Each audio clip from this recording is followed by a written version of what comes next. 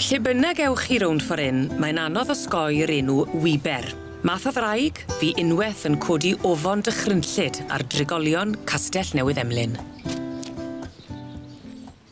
Mae'r stori'n dechrau fan hyn yng Nghastell Newydd Emlyn, yn Sir Gar, ond mae fe'n gorffen lawr fyna, ar lannau'r Afon Teifi yng Ngheredigion. Diwrnod ffair haf o'dd hi, a'r dref yn llawn o pobl yn joio.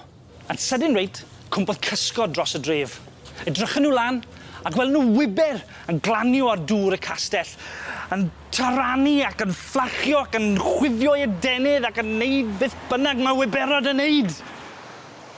Dyna ddiwedd y ffair, a diwedd y dref fyd, oni bai am 1 milwr dewr.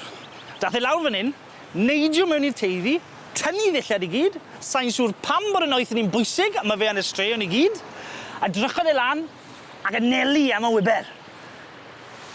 Oedd croen y bwysfil yn galed fel carreg, oni bai am 1 darn meddal i fwt yn bol.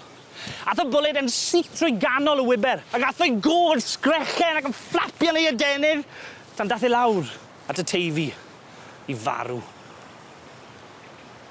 Am ddyddiau, medden nhw, doedd dim posib yfed dŵr y Teifi, na physgota yma.